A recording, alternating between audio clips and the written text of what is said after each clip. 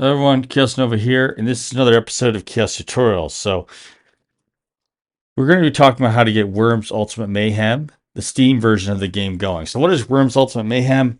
Okay, what if I told you that there was a way to run both Worms 3D and Worms 4? In other words, both Worms 3D games on the same PC and on Mac too, and in a way that works with modern 64-bit architecture, which the Mac version of Worms 3D does not. So here we have it. We have Worms Ultimate Mayhem, and you can do it on Mac using the Windows emulator known as Codeweavers Crossover.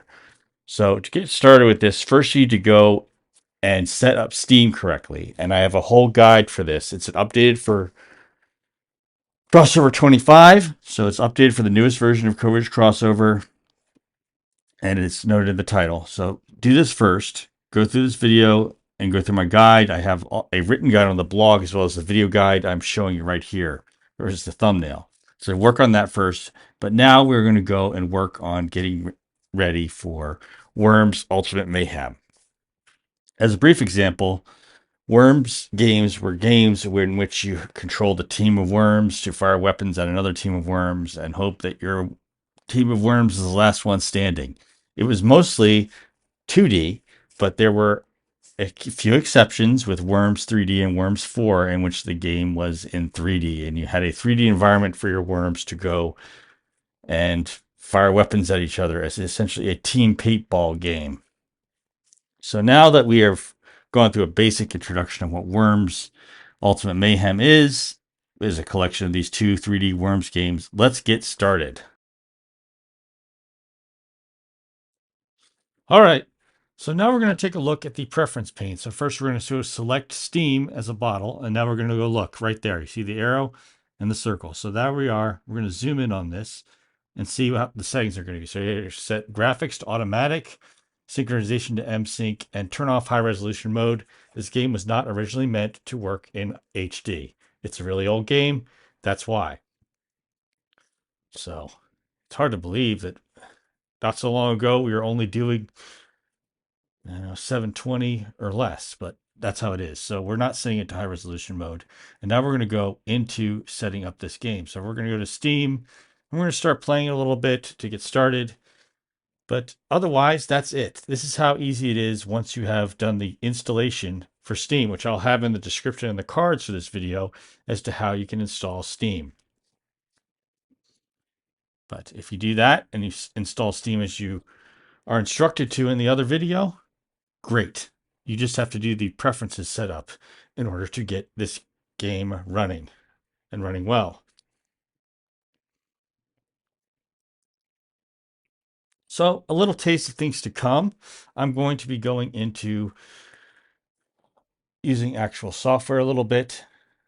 Coming up next, I'm going to show how to play what is known as EV Nova, or Escape Velocity Nova, and the classic games for it, along with a later demonstration on how to play good old Heroes of Might and Magic, which I already have a written blog article to, and I will have a link in the description. But so as of now, I do not have the ability to just put links in the cards. I can do that if my channel grows further than it is already. So I'd really like to do that. So if you really are helped and really find inspiration and assistance with your software, I recommend you subscribe to the channel. More subscribers helps me to better link my various media. But for the meantime, you can go to Radio Chaos blog, and the description for the link to how you get to my guide on getting Worms 3D or Worms Ultimate Mayhem running on macOS using Codeweavers Crossover and Steam. There's a written guide on my blog. You can check that out too. Link is in the description. All right. Without much further ado, we can go and just start playing around with Worms Ultimate Mayhem. So I just do local game. That's where you get the single player. I want to play Worms 3D. Story would be Worms 4. Which one do I get? Oh, let's just play Funky Dudes. And we're going to go back to not Great Britain, but back to D-Day. Reference to D-Day and World War II. And we'll get started with that one. So starting off, here we are. on the beach. I gotta get up to the top of that fortress here. So I'm gonna have my Disco Dennis and my other funky dudes with their froze rocking up to the top of that fortress. So in this one, the way you get up is you need to find a jetpack that drops in a later round of the game, and otherwise just survive. So I'm gonna clear out the mines, and to do that, I just have to really pull this trick off carefully with the controls. So you can go to the options for the controls, but I'm going to do the double jump technique to dodge mines, and I'm going to set these mines off so that they're clear for later worms on my team to cross. Oop! Oh, well, that's a mess up. That's a wipeout. But here it is. We're started. And I'll have a link to my blog, Radio Chaos blog, in the description. But please, by all means, recommend these instructional videos if they really help you getting your software running. This channel is great. I would love to be able to link my blog and these videos I have for you together in the same video, but I need more subscribers to do that and more views. So by all means, recommend this if this helps you and helps your friends get games running. I recommend it. You can subscribe to the channel, put a like on the videos, comment. Commenting really fuels the algorithm. And, in the comments, it gets even better because you can recommend future tutorials and I might be able to do them. You just have to ask. If you never ask, you never know. So, meantime, I'm going to go and finish this up. But otherwise, I'll have a preview coming up next of what is coming next in my Chaos tutorials. So get psyched. I'm going to be doing a little bit more often when it comes to these episodes. I'm going to be putting out more videos more frequently because I have, it's not the summer anymore.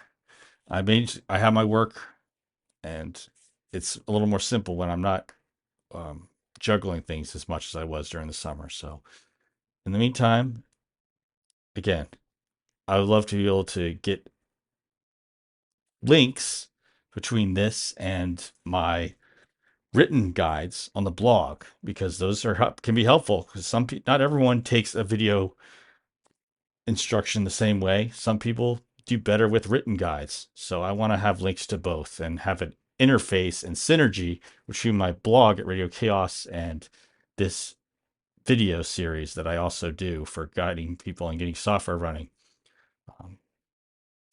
Again, this is about the end, and I'm now going to go to the conclusion of my video. So thanks for stopping by on this newest episode of Chaos Tutorials. More to come. Hi everyone, Kaos Nova here, and this is the ending of the video presentation on Chaos Tutorials. And here's the deal: if you want to see more of my tutorials on getting your old games to work on Mac, and you want to see more tutorials on how to do various other tasks, such as very cheap ways to make YouTube videos that still look decent, and much, much more, feel free to subscribe. And if you want to be among the first to get each video, hit the notifications. And please, if you enjoy liking this, your vote still counts. So please click the like with a big thumbs up. All right. You have a wonderful day,